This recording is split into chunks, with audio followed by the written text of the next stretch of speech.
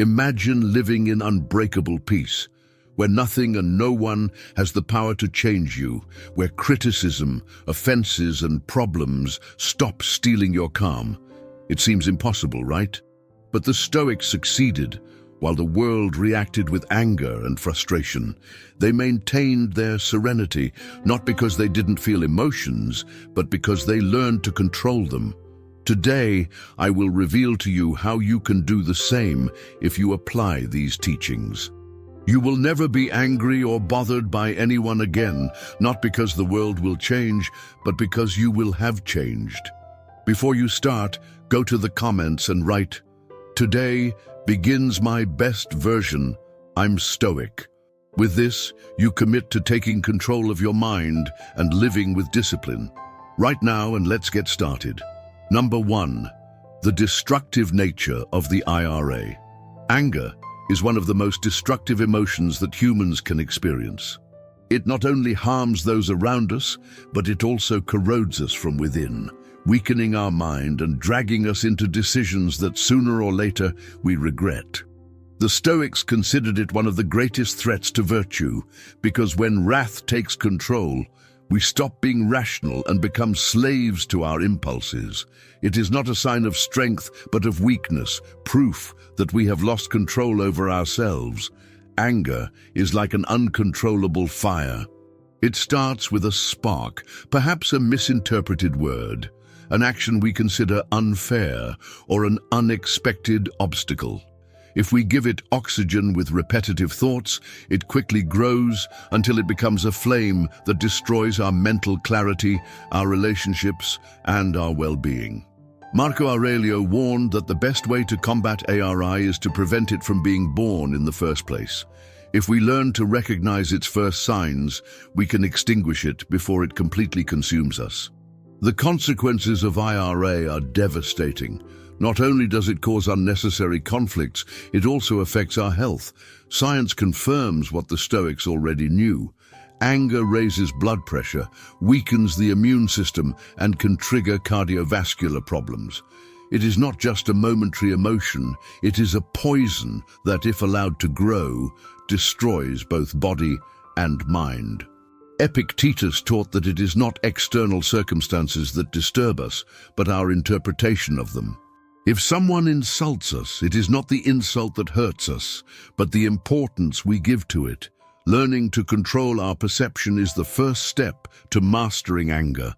When we allow ourselves to be carried away by anger, our actions become irrational. At the moment, it seems justifiable to shout, insult, or even attack something, but when the storm passes, we realize that we have only made the situation worse. An outbreak of ARI can destroy relationships that took years to build. An impulsive comment can leave wounds that never completely heal.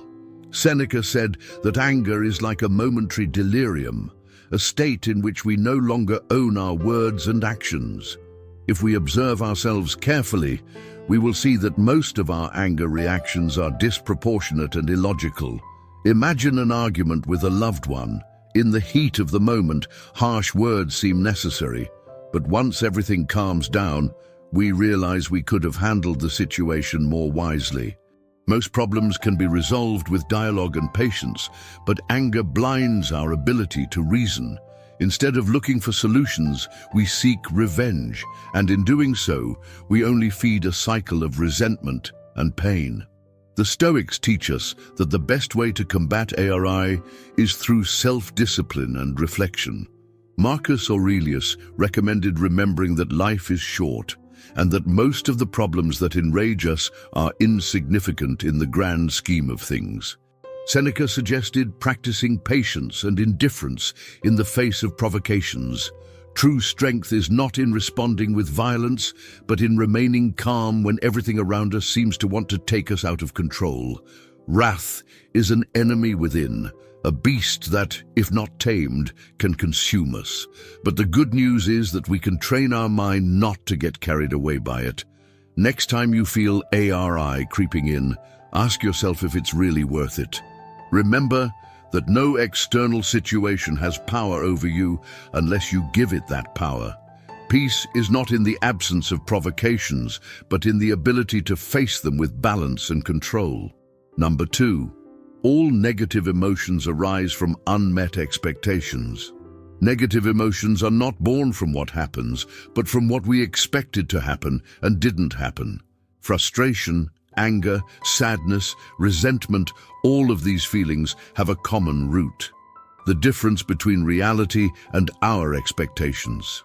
When we believe that the world should behave in a certain way and it doesn't, we feel like we have failed. But in reality, the fault lies with us, in the distorted image we create in our mind. We cling to an illusion, and when reality destroys it, instead of adapting, we react with suffering. We get angry because people don't act the way we want, because the results aren't what we expected, because life doesn't follow the script we write in our mind. We believe we deserve certain treatments, certain successes, certain clean paths, but the world doesn't follow our rules. Frustration does not come from the event itself, but from the clash between what we wanted and what actually happened. Seneca said that we suffer more in our imagination than in reality, because what hurts us most is not what happens, but our interpretation of it. If we learned to accept events without resistance, we could avoid much unnecessary pain. Imagine someone who believes that their partner will never cheat on them because it should be that way. He has built an expectation based on his own view of what is right. But if betrayal occurs, wrath does not arise from the act itself. It arises from the contrast with the idealized image we create.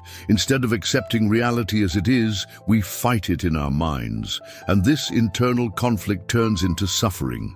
Another example is the person who expects their friends to always be by their side, that traffic is fluid, that their boss values their efforts. But when something like that doesn't happen, she feels disappointment and anger because she assumed the world should follow her script. The Stoics teach us that the key to inner peace is to eliminate unrealistic expectations. It's not about resignation, but about understanding that the world owes us nothing. We cannot control the behavior of others or external events, only our reaction to them. Epictetus said that we must accept what happens as if we had chosen it, because resisting only creates suffering. If we stop expecting people to treat us in a certain way, if we accept that they can fail us, that life does not follow a predictable script, we eliminate a lot of stress and frustration. Accepting reality as it is does not mean that we should not have goals or desires, but it implies that we must be prepared for any outcome. We can strive to achieve something, but without getting attached to the idea that it must happen exactly as we want. Otherwise, failure will destroy us. Disappointment does not come from life, but from our resistance to accepting its unexpected deviations. A Stoic understands that everything changes, that nothing is guaranteed, and for this reason, he does not allow his emotions to be dictated by the outside.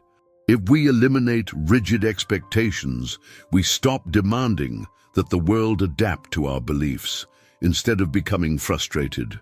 When something doesn't go well, we ask ourselves what we can learn, rather than feeling betrayed.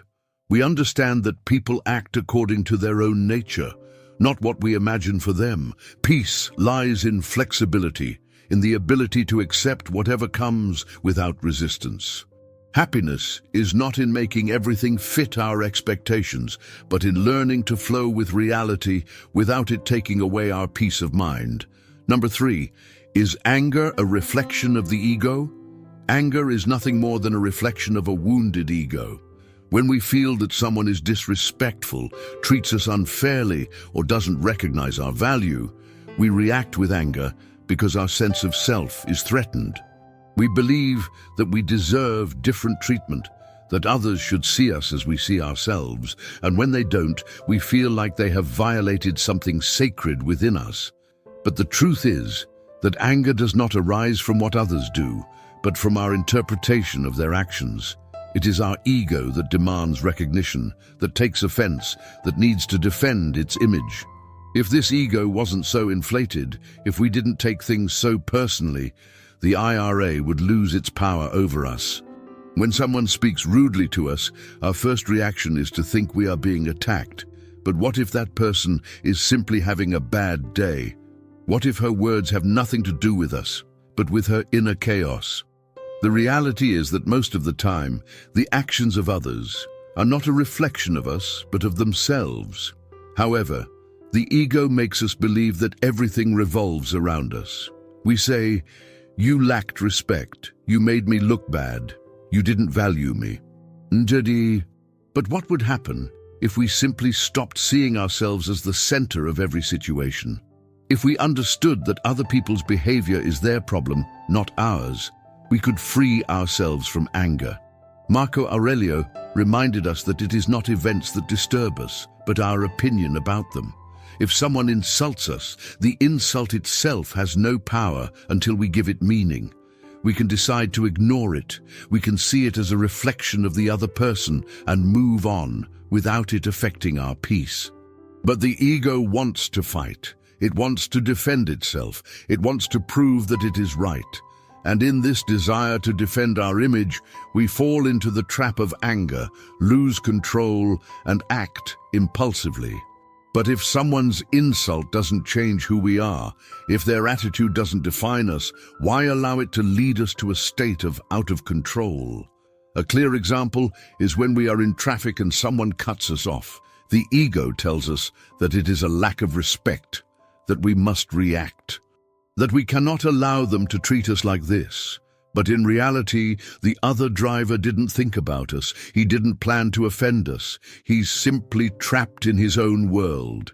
However, our ego turns the situation into something personal, and as a result, anger takes over our mind. If instead of reacting, we simply accepted the fact without interpreting it as an attack, the IRA would disappear. The same happens in any other context. At work, in relationships, in daily discussions. Our reaction is not caused by the events themselves, but by the story we tell about them. The Stoics teach us that the key to controlling anger is recognizing the role our ego plays in it. If we improve our self-esteem, if we stop needing validation from others, if we understand that our worth does not depend on how we are treated, we can be immune to provocations. Seneca said that the best revenge is not to look like those who hurt us. If someone treats us badly and we respond with anger, we are letting them control us. But if we stay calm, if we decide not to play their game, we show real strength. Anger is a reflection of an ego that has not yet learned to let go of other people's opinions. But when we understand that others do not have the power to define us, that their words and actions speak more about them than about us, we free ourselves. It's not about allowing abuse or accepting everything in silence, but about learning to react intelligently and not emotionally. Inner peace is not achieved by controlling others, but by controlling our reaction to them. When the ego ceases to be the center of our existence, anger loses its hold on us. Number 4, forgiveness frees us from anger. Anger is a heavy burden that we often carry without realizing it. We hold on to resentment because we believe that by doing so, we are punishing those who have done us wrong. But in reality, the only ones punished are us. Anger consumes our peace, traps us in a mental prison, and prevents us from moving forward. Forgiveness, on the other hand, is the key that opens this cell.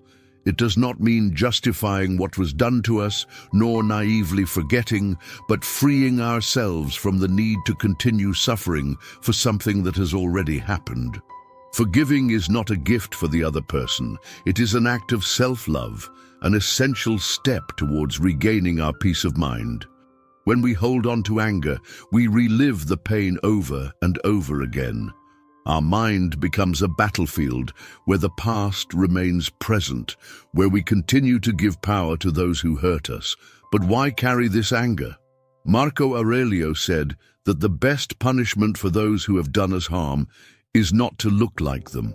If someone has betrayed us, offended us, or hurt us, Continuing to feel resentment only prolongs the control that person has over us.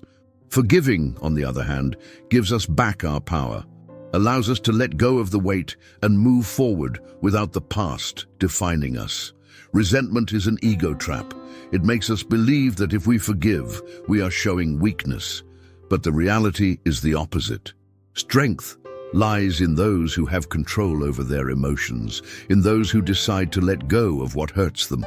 Instead of holding on to this, Seneca taught that we should not allow anger to dictate our actions, because when we act in anger, we are not our own masters.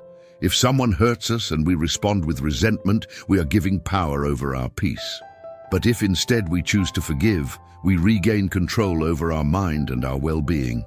Imagine someone who has been betrayed by a close friend. The natural reaction is anger, disappointment, the desire for revenge. But how long can we sustain this feeling without it becoming a burden? Resentment does not affect the traitor. It affects the person carrying it. Every time you think about betrayal, you relive the pain. Instead, if you decide to forgive, if you accept that what happened cannot be changed and that the past should not define the present, you will find freedom. It's not about trusting again in those who betrayed us, but about stopping allowing their actions to continue to affect us. Forgiveness is a conscious choice. It doesn't happen overnight and it's not always easy, but it is the path to inner peace. Epictetus reminded us that we have no control over what others do, only our reaction. If someone offends us, it is not the offense itself that hurts us, but the importance we give to forgiveness. Have we stopped nurturing this importance? We understand that each person acts according to their own level of consciousness and that their behavior is a reflection of their internal world, not ours. It does not mean allowing abuse or tolerating injustice, but learning to let go of the resentment that prevents us from living in peace. When we forgive, we do not release the other person. We free ourselves from ourselves.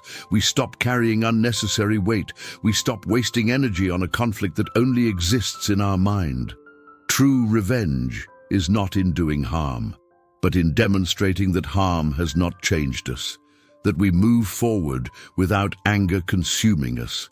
It's not about waiting for others to repent, but about deciding that our happiness does not depend on their behavior. Forgiving is releasing the poison of anger and embracing the freedom that comes with serenity. Number 5, practice non-reaction. When something irritates us, when we feel provoked or attacked, the first reaction that arises is impulsive, charged with emotion. We want to respond immediately. We want to defend ourselves. We want to demonstrate that we are right, but at that moment, our mind is not operating with reason, but with instinct. And that's where we make mistakes, where we say things we later regret, where we make situations worse instead of resolving them. The practice of non-reaction allows us to avoid this. It gives us control over our responses and protects us from the emotional exhaustion generated by impulsive reactions. When we give ourselves a moment before responding, when we resist the urge to act immediately, we gain power over ourselves.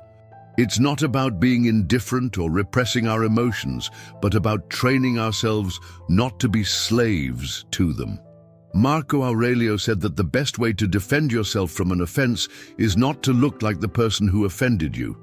If someone insults you, if someone criticizes you harshly, reacting with anger is playing into their game. It's allowing them to have power over you. But if you remain calm, if you choose not to respond in the moment, you demonstrate that you have control, that your peace does not depend on the attitude of others.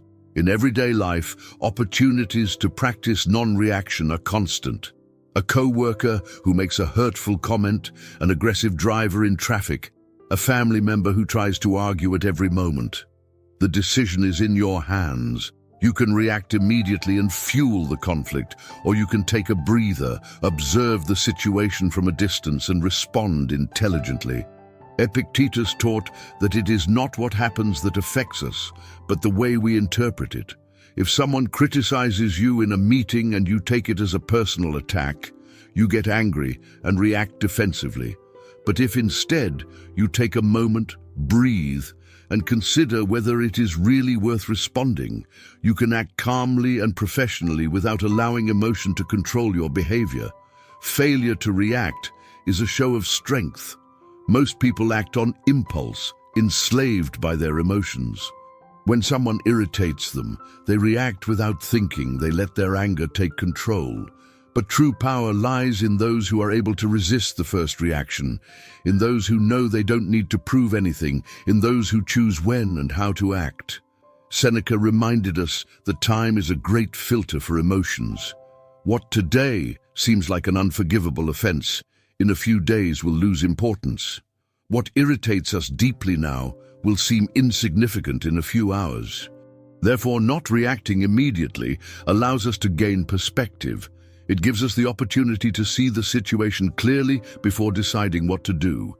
Practicing non-reaction does not mean accepting everything in silence, nor let others pass us by. It means acting with reason, not emotion. If something truly deserves an answer, the best answer will be the one we give. When our mind is calm, instead of responding to fire with more fire, we respond with intelligence, with balance. Not because we are weak, but because we understand that our peace is worth more than a meaningless argument. Every time you feel the urge to react, remember that you can choose not to react. You can let the emotion pass. You can observe it without getting carried away by it. And when you do, you will notice something incredible.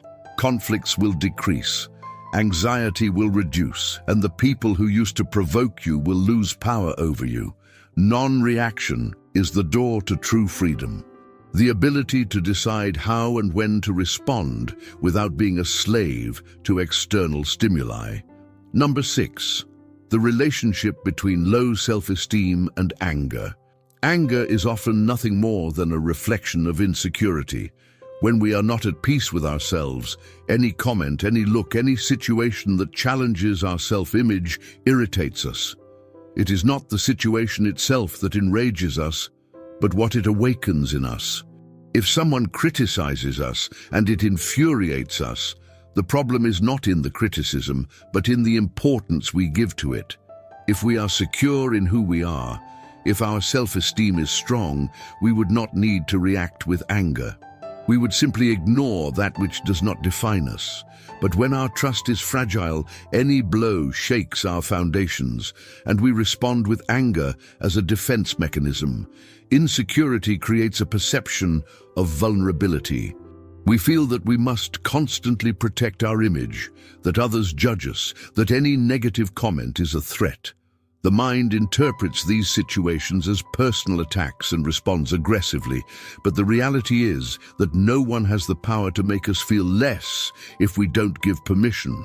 Epictetus said that it doesn't affect us what others say about us, but the opinion we have about those words. If we believe that we are weak, that we are not good enough, any criticism will reinforce this, and the immediate reaction will be anger. Instead, if we have a solid image of ourselves, nothing external can disturb us. I remember a time when I had gained weight. Every comment about my appearance made me react angrily. I told myself it was because of others' lack of respect, but the truth was that I wasn't mad at them. I was angry with myself. I didn't like what I saw in the mirror, and any external observation confirmed this. It was not their opinion that would hurt me, but my own. The anger didn't come from them, but from the insecurity I felt. Over time, I understood that the problem was not people, but my lack of control over myself.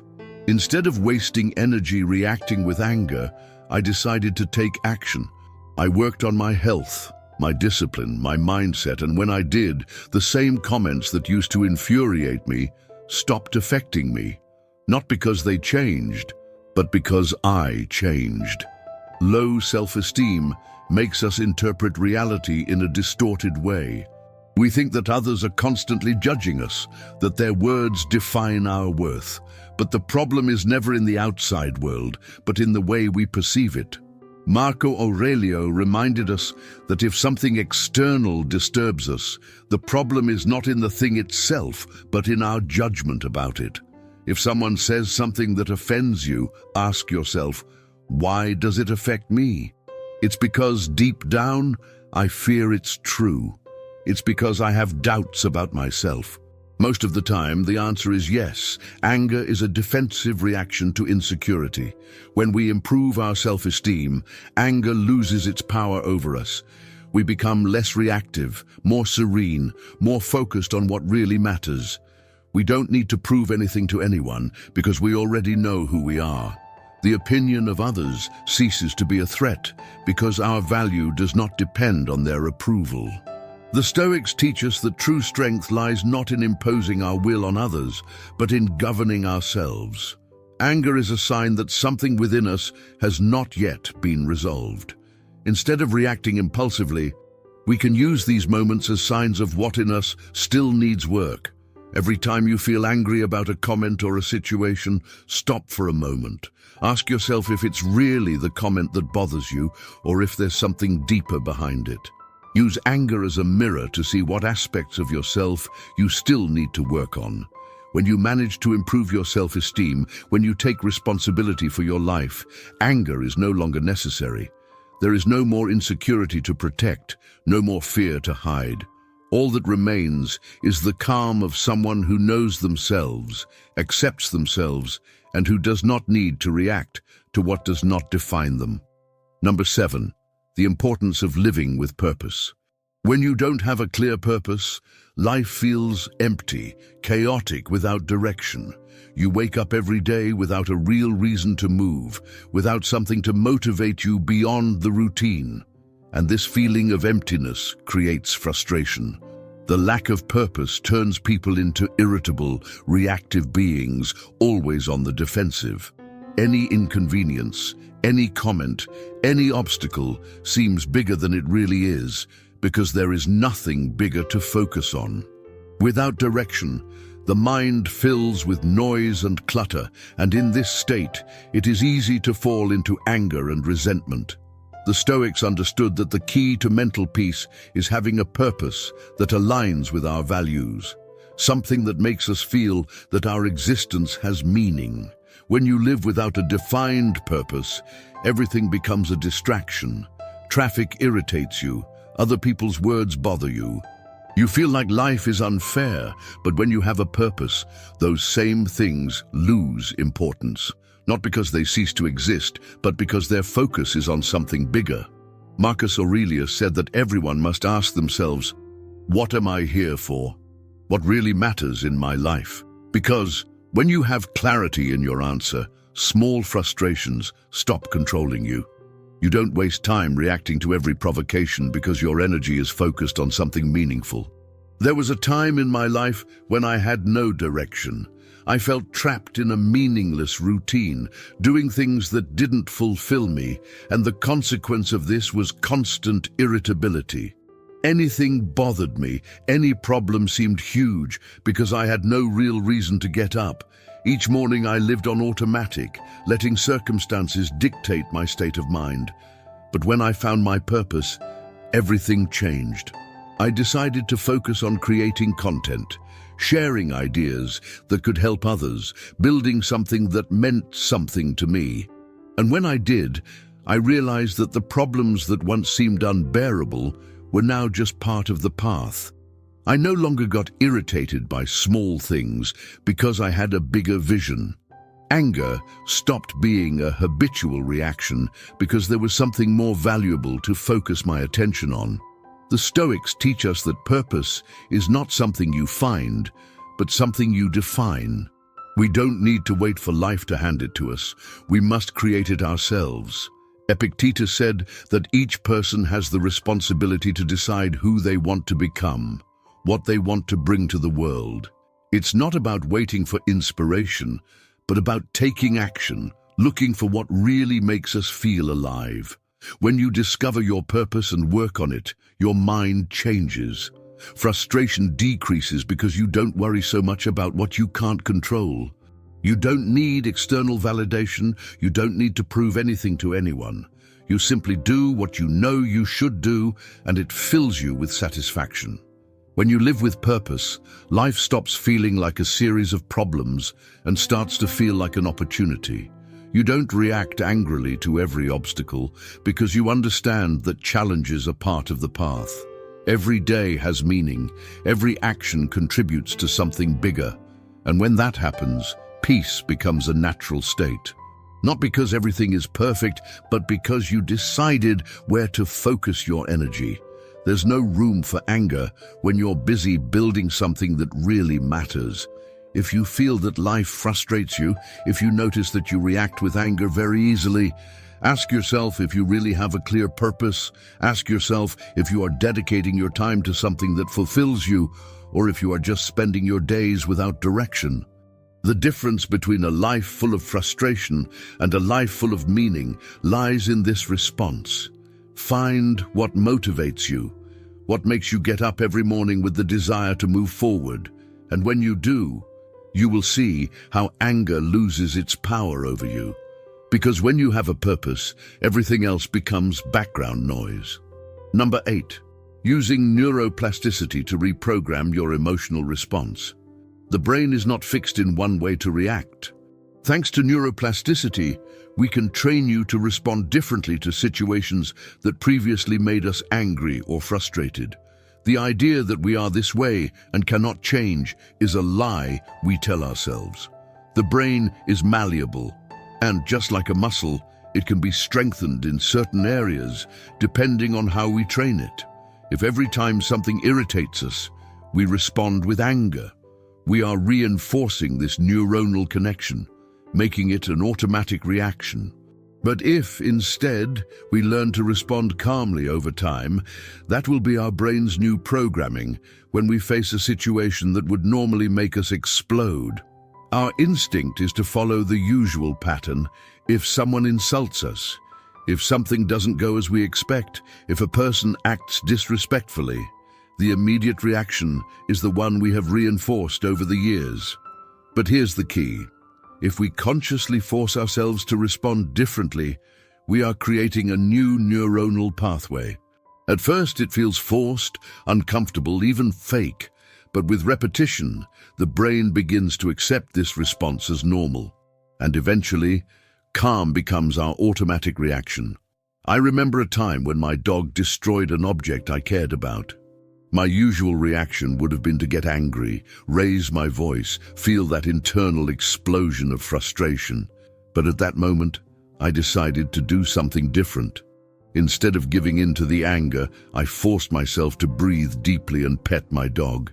It was strange. I felt like I was suppressing my emotion, but in reality what I was doing was teaching my brain that not everything needs to be an angry response. I repeated this over and over again, each time my dog did something that would normally irritate me. And over time, I noticed that my natural response changed. I no longer felt that tension in my chest. I no longer needed to hold back, because my brain had learned that those situations were not a threat, that they did not require anger. In response, neuroplasticity shows us that we are not condemned to be prisoners of our emotions. We can redirect our impulses and make calm become our new normal. Each time we decide not to react with anger, we strengthen the neuronal connection of patience and equanimity. And the more we do this, the more natural it becomes. Marcus Aurelius said that we cannot control what happens, but we can control our reaction to it. And this is not just a philosophical principle, it is a scientific reality. The brain changes according to what we practice, and if we practice serenity, eventually it will be our answer by default. This process is not immediate. In the beginning, the mind will try to return to old standards, for it is what she knows, what is familiar to her.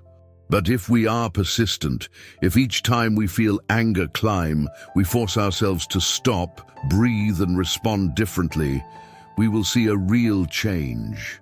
One day we will realize that situations that would once make us explode now seem insignificant. And not because we are repressing anger, but because our brain has learned that there is no reason to feel it. Anger is a habit as much as calm. If we feed, anger grows and reinforces. But if we ignore it and instead we cultivate serenity, it eventually weakens and disappears. It is not a question of pretending, but of reassuring our mind so that it works in a way that benefits us instead of harming us. If we want to be calmer, more balanced, wiser in our answers, we need to practice it day after day. And with repetition, the moment will come when calm will no longer be an effort, but simply what we are. Number 9. Love and gratitude overcome anger. Anger is an emotion that consumes, that wears, that makes us lose control of our own mind. But there are two forces that have the power to dissipate it: love and gratitude. When we are stuck with anger, it is because our attention is fixed on the negative, what bothers us, what we think is wrong. We focus on lack, frustration, injustice. But if instead we direct our mind to what we love and what we are grateful, anger loses its power, not because the problems disappear, but because we fail to give them the energy necessary to continue affecting us. Love connects us with what really matters. If we are angry with someone, we can ask ourselves, I prefer to win this discussion or prefer to maintain the relationship. When we love someone, the need to demonstrate that we are right becomes secondary. Anger is selfish, seeking revenge, seeks to prove a point. But love seeks to understand, seek to build, seek to unite. We often get carried away by anger in trivial situations, react without thinking, and ended up hurting the people we love the most. But if at these times we remember what we feel for them, if we take a moment to connect with love instead of anger, the answer changes. Gratitude is another powerful antidote. When we are grateful, there is no room for anger. We cannot feel resentment and gratitude at the same time. If something bothers us, we can stop and do a simple exercise, thinking of 3 things we are grateful at that moment. Perhaps it is for our health, for a special person in our lives, the opportunity to learn from the situation. This simple act changes the direction of our thoughts, takes us out of the reactive state and returns control us. Marcus Aurelius wrote in his Meditations about the importance of remembering the fleeting of life. If today were the last day with someone you love, would you really waste time angry with that person? Gratitude reminds us that every moment is valuable, and that anger is a waste of our time and energy. Some time ago, I decided to do a little experiment with myself. Each time I felt angry or frustration, instead of reacting as I would normally do, it forced me to think of something for which it was grateful at that moment. At first it seemed forced, as if ignoring reality, but over time I realized that my mind began to do it automatically. One day someone told me with contempt, and instead of feeling annoyed, the first thing I thought was, I'm grateful to have health and be able to move on. This thought allowed me to answer calmly, without feeding the conflict. Not because the other person deserved it, but because I deserved to keep my peace. Stoics understood that our emotions are not the product of what happens outside of us, but what we decided to think about it. If we focus on injustice, we lack what bothers us, anger grows.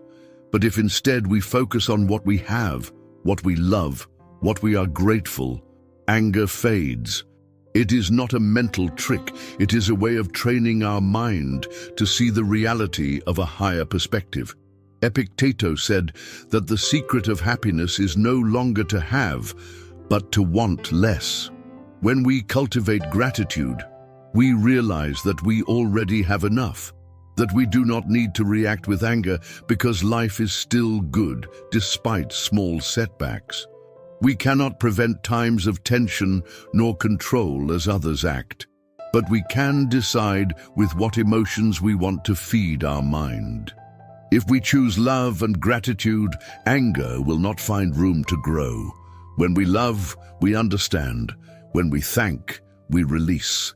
And in this daily practice, little by little, we become more serene, more centered, and less likely to react with anger. Not because the world changes, but because we learn to see it differently. Number 10, establish healthy limits. If you do not set limits, you are allowing others to decide how to treat you. It is not about being conflicting or rejecting others, but of defining how far your patience, time, and energy goes. When you do not put clear limits, you send the message that everything is okay to be disrespected, constantly interrupted, that your time has no value. And when this happens, frustration grows, anger accumulates, and you end up running emotionally. But the responsibility of establishing these limits is not to others, it is yours. Only you can decide what it allows and what does not allow. We often allow certain conduct for fear of seeming selfish or unpleasant. It is hard to say not because we fear that the other person feels offended or rejects us. But the real problem is not to say no, but not to say it when it is necessary. If someone constantly interrupts you at work, if a friend only looks for you when you need something, if a family member criticizes you without reason, is it really your responsibility to accept this?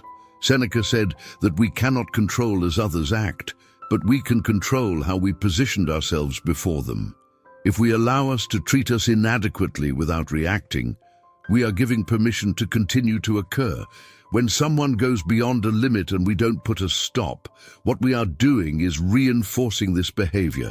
If someone criticizes you unfairly and you say nothing, that person will assume that it is normal to treat you like this. But if calmly and firmly you set that you do not accept this type of treatment, you are sending a clear message. You value yourself enough not to allow disrespect. You don't have to be aggressive or argue, just need to be clear. I won't tolerate this kind of comment. My time is valuable, please respect. I don't feel comfortable with that. These simple phrases can completely change the dynamics of a relationship. I remember a time when they allowed them to interrupt me constantly. No matter what I was doing, if someone wanted my attention, I would leave everything and answer. At first, I thought this made me a good person, but over time I realized that I was only allowing others to prioritize their needs on mine. I felt frustrated, exhausted, but it was not the fault of others. I never put a limit. One day I decided to change that. When someone interrupted me, I just said, "I'm busy now, let's talk later." A D.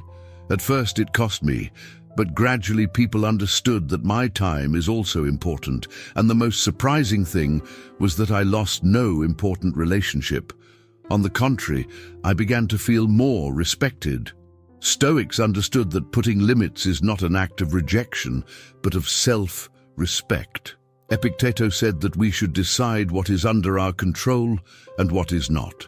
We cannot prevent anyone from trying to exceed our limits, but we can decide how we react. If every time someone treats you badly, you allow it in silence, you're not being virtuous, you're abandoning your responsibility to protect your well-being. Saying is not an act of courage, not because it is easy, but because it demonstrates that you know yourself and respect yourself. Establishing boundaries does not mean driving people away. On the contrary, it means creating healthier relationships where both sides know what to expect and what is acceptable. Many times people don't even realize that they are exceeding a limit until someone makes them see it. You can't expect others to guess what bothers you. You should communicate this, and if even after that the person keeps disrespecting, then you should wonder if you really want that person to continue in your life. Each time you decide not to set a limit for fear of conflict, you are choosing the internal conflict instead of the outside. You are choosing your discomfort to avoid a difficult conversation. But the reality is that avoiding the problem does not solve it. Learning to say no fault is one of the most valuable skills you can develop, not because it makes you stronger before others, but because it makes you stronger within you. Putting limits is not to control others, it is to protect their peace and live with dignity. Number 11. Not everything deserves your attention. Not everything deserves your attention. Every day we face provocations, unnecessary comments, insignificant problems that try to drag us into chaos. But the reality is that most of these things have no real importance. We get out emotionally, reacting to the trivial, to which tomorrow will be irrelevant. We live in a world where everyone opines, where criticism is constant, where smaller problems may seem great if we do not learn to filter out what really matters. The key to maintaining mental peace is to understand that not everything that happens around us deserves our energy. Each time something bothered you, stop a moment and ask yourself, does it really matter within a month? Within a year, won't I remember? Most of the time the answer will be no. However, we are carried away by the emotion of the moment. We feel the need to answer, to defend ourselves, to react. But if we look at life in its entirety, we will realize that many things are just distractions. Marcus Aurelius said that tranquility comes when we learn to ignore what does not concern us. If anyone insults you on the street, does it really change something in your life? If an unknown on social networks criticizes you, does it have any real impact on who you are? Spending energy on each small provocation only drives us away from what really matters. Imagine that someone makes a rude comment about you. The immediate impetus is to answer, to defend yourself, to show that you are right, but what does it gain from it? Is it really worth investing your energy in this discussion? A comment does not define its value. A criticism does not change who you are. If every time someone says something negative about you, you react, you are giving your peace to anyone who decides to tease you. Epictetus taught us that we should not be slaves to the opinion of others. If something does not contribute to your growth, if you do not change the course of your life, then it does not deserve your attention. Most of the concerns we carry are not ours. We are stressed out of what others think, for problems we cannot control, for expectations that do not even belong to us. We spend a lot of time worried about what they will say, with the approval of others, with situations that deep down do not affect our essence. But when we understand that our energy is limited, we begin to be more selective with what we give importance. It does not mean being indifferent, but knowing how to differentiate what really deserves our effort and what is just noise. I remember a time when any criticism affected me. If anyone questioned what I did, I felt the need to explain to me, to justify, to show that I was right. But over time, I realized that this was a loss of energy. I learned to observe before reacting, to ask myself if it really was worth it. And most of the time, the best answer was silence. Not because it had nothing to say, but because it was simply not necessary.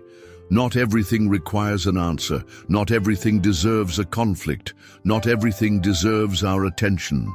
Each time you decide to ignore what is not relevant, you are protecting your mental peace. You are training your mind to focus on what really adds, what it really transforms.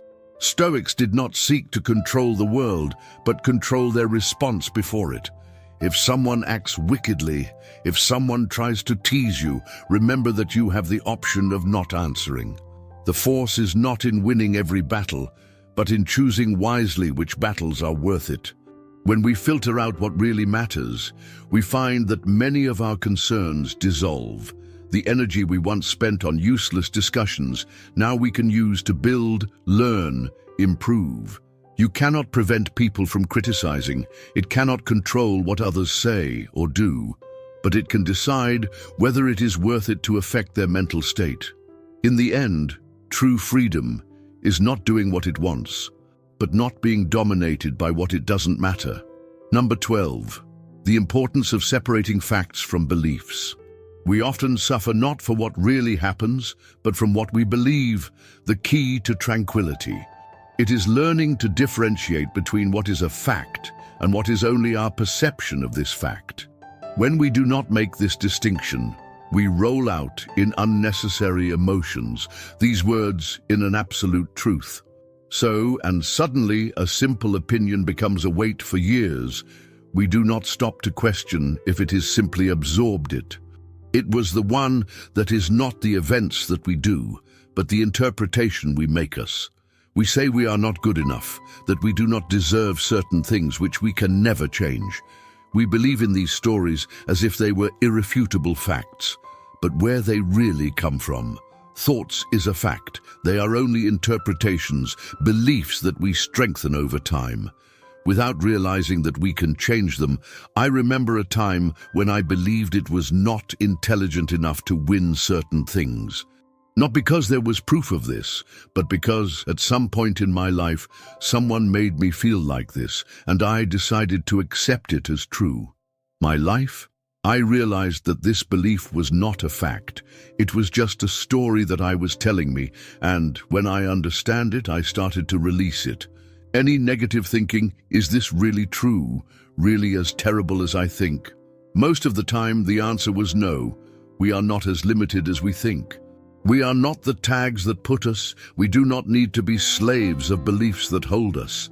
But to break free of them, we first need to recognize that they are not absolute facts. Each time you feel that a belief about yourself limits you, question you. Ask if you really are true. More realistic, it will have taken a big step towards emotional freedom. Separating the facts of beliefs is the way to stop being a prisoner of our mind. Sionero, of their approval. One day they praise you and you feel invincible, but the next day they criticize you and you fall apart. This instability is the result of building your value on external foundations, in something you can't control, with true freedom. The problem arises when our self-image is based on beliefs imposed from an early age. We absorbed opinions, labels, judgments that we don't even question. If someone says we are shy, we believe. Is in self-knowledge, in observing ourselves without filters, without illusions, without self-eagerness, accepting our strengths and also our weaknesses. Not from auto-complace, but when someone criticizes you, the automatic reaction is to defend yourself, to feel injured or try to prove the opposite. Really act this way? If the answer is yes, then you have an opportunity to improve. If the answer is no, then the criticism has no weight, and you can let it go without affecting you. Epictetus taught that we should not worry about what they say, but with if what they say is true. The others thought from me. I was struggling to fit, to meet external expectations, but all of which I really was. I give.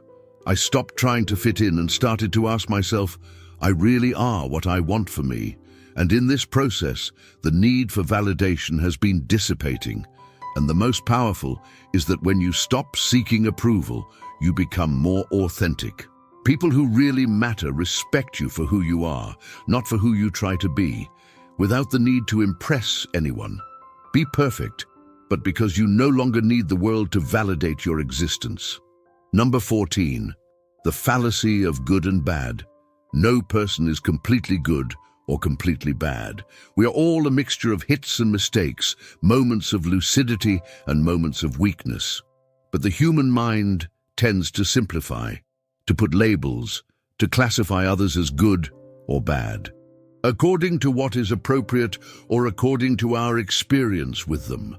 However, this way of thinking is a fallacy, a distortion of reality that prevents us from understanding the complexity of human beings. When we see someone only through a label, we fail to see it as it really is.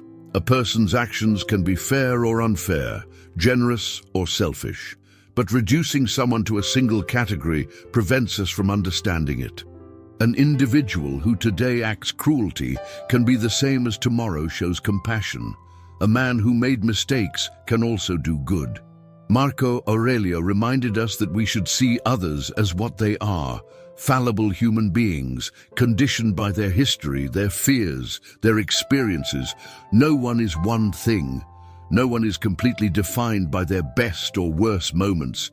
And when we understand this, we free ourselves from the judgment and the emotional burden it brings.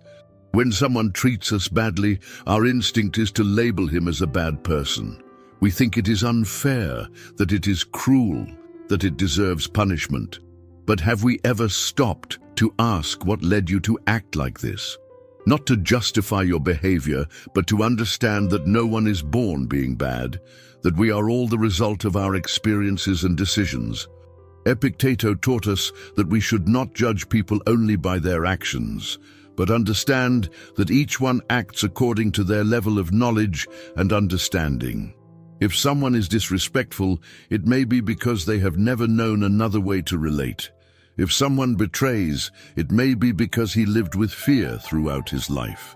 It does not mean accepting evil, but understanding that it is not always personal, that people often act from their own confusion, not for a conscious desire to do evil. In a society, people react according to their surroundings and circumstances. An individual can be kind with his family and relentless in business. It can be generous with your friends and cold with strangers. But these contradictions do not mean that he is a bad person, means he is human. Everyone, at some point we act in ways that we don't be proud. We all make mistakes. We said words that hurt, make impulsive decisions. If we judge others severely, we should apply the same criterion to ourselves. And if we want to be understood by our moments of weakness, why not do the same with others? When we stop labeling people as good or bad, we improve our relationships. We no longer react with so much frustration in the face of the failures of others because we understand that everyone is in their own learning process. We became more patient, more equanimous. It does not mean tolerate abuse or accept injustices, but learn to respond wisely instead of reacting angrily. Marcus Aurelius said that when someone acts badly, we should ask ourselves if we really waited for it to be otherwise. People act as they can, according to what they have learned, according to what your mind allows you to see. If we expect perfection from others, we will be constantly disappointed. Freeing yourself from this mindset helps us find inner peace. We do not feel the need to punish, to react with resentment, to divide the world between allies and enemies. We become more objective, more serene, more able to deal with clear conflicts. True strength is not in judging others severely, but in understanding that we are all on the same journey, at different stages, but with the same destination, learning and improving. When you understand this, you stop wearing out with the behavior of others and focuses on the only aspect you can really control, your own evolution. Number 15, the rain process to manage anger. Anger is a powerful emotion, but you don't have to control you. It may seem an uncontrollable fire that consumes you at the moment, but if you learn to deal with it intelligently, it becomes a tool for growth rather than a weapon of destruction. The rain process is a technique that helps you manage anger effectively without suppressing it or acting impulsively. It is a method based on full conscience and self-reflection, something that the Stoic people already applied in their daily lives without giving it a specific name. Through rain, we can observe our anger without being dragged by it, understanding its origin and transforming its energy into something positive. The first step is to recognize that anger is happening, not denying it, not suppressing it, but simply realizing that it is there. Many times when we annoy, we react without thinking, as if we were on autopilot. We are carried away by emotion without even realizing what is really happening inside us. But if the moment the anger appears, you take a break and say, "I'm feeling angry now," immediately creates a separation between emotion and its reaction. Marcus Aurelius spoke of the importance of observing our emotions as if they were external phenomena, without completely identifying with them. If you can see anger as something fleeting, as a reaction that comes up but does not define who you are, you have already taken the first step to managing it. The second step is to allow anger to be present without acting on it. This is where the majority fails, because the immediate impetus is to react, defend, attack, or be consumed by emotion. But the anger itself is not the problem, but what we do with it. Stoics understood that it is not about denying emotions, but of learning to live with them without allowing them to dominate our actions. If you feel that anger grows inside you instead of resisting it, simply observe it. You don't have to do anything with her. Breathe yet. Feel the energy in your body, but keep present. Seneca said that the first impact of anger is inevitable, but what comes later is a choice. If you can have emotion without acting impulsively, you already have an advantage over it. The third step is to investigate the origin of anger. Instead of getting stuck in superficial anger, ask yourself, where does this come from? Really? Often, anger is just a symptom of something deeper. It may be fear, insecurity, unfulfilled expectations, or past wounds we have not yet cured. Epictetus taught that it is not the external events that disturb us, but our interpretations of them. If someone stops you in a conversation and it pisses you off, it may not only be the interruption that bothers you, but a deeper belief that you are not respected or valued. If you can reach the root of the problem, anger loses its intensity because you understand that what you are feeling has more to do with you than with the outside situation. The last step is to nourish the inside that needs healing. Here, instead of punishing yourself for feeling angry, you practice self-pity. This does not mean justifying anger, but recognizing that there is a part of you that needs to be answered. Maybe you have suppressed certain emotions. Perhaps there is a limiting belief that makes you react in a way, or maybe you just need to give you more room to process what you feel. Marcus Aurelius said that we should treat ourselves with the same patience and understanding we offer to others. You cannot completely eliminate anger, but you can learn to respond wisely rather than impulsiveness. As you practice this process, you will realize that anger loses power over you. This does not mean that you will never be angry again, but when this happens, you will know exactly how to deal with it without destroying your peace or affect your relationships. You will learn that anger is just a passing emotion, not an order you must obey. Instead of acting based on the reaction, you will act from reflection. And in this space of consciousness, you will find true emotional freedom. Se esta mensagem ressoou com você, vá para os comentários e escreva: hoje começa minha melhor versão, sou estoico. Ao fazer isso, você reafirma seu compromisso de viver com mais razão, calma e disciplina. Não deixe que as emoções te controlem. Tome o comando da sua vida. See you in the next video.